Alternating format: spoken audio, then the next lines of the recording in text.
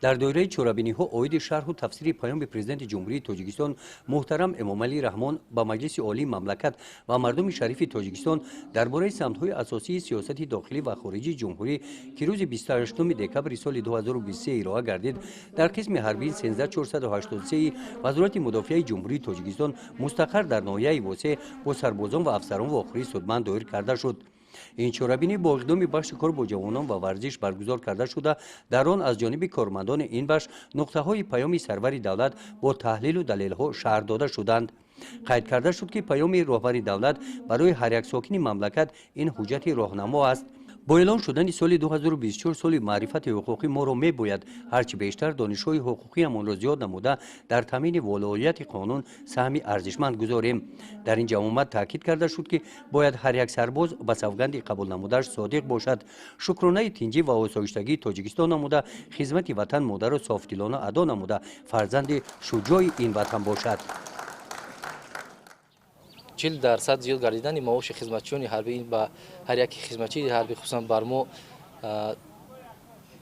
وادار می‌سازد که باز هم در صف قواهای مسلح صادقانه و صافدلانه خدمت کرده باشیم، برای مرز و بوم برای پرچگی وطن عزیز خود همیشه در حالت آماده باش قرار داشته باشیم. این چنین بسیار هم پیشوای معظم ملت به جوانان تاکید نمودند، به جوانان در هر یک برآمد خودشون تاکید می‌نماید که جوانان پیشبرنده جامعه هستند، آینده دولت و ملت در دست جوانان است و این باز هم جوانان رو بلند می‌نماید که برای منفعت‌های دولتی خود، برای دستاوردهای دولتی خود، برای که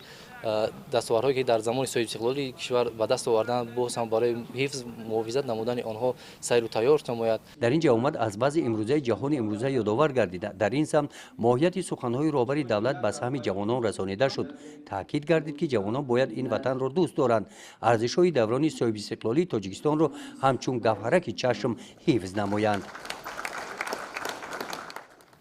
با مقصد رسانیدن محتوای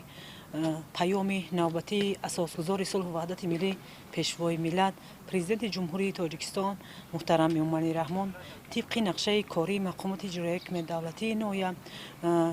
در همه جماعت‌های شهرک و دهات ناحیه ملاقات و واخوری‌ها را با جوانان و شهروندان ناحیه برگزار نمودیم. از جمله چخلی که شاهد گردیدین امروز در قسم حربی 13483 وزارت مدافع جمهوری تاجیکستان در ناحیه واسی بوده ملاقات و واخوری نوبتی را با سربازان و افسران قسم حربی برگزار نمودیم. مقصد از برگزار نمودن واخوری امروزه این هم باشد بلند برداشتن حس وطن دوستی و خویشتن شناسی و در این روحیه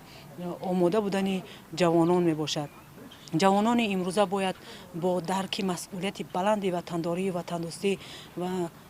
خود را نشان داده همیشه شبانه روز برای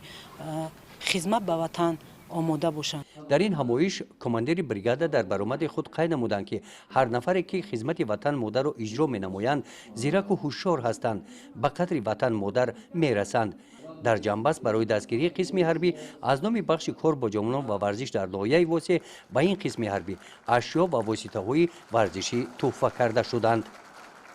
گزارش خواجه نظریف خدای نظر ظهور از ناحیه واسه برای برنامه اطلاعاتی نوید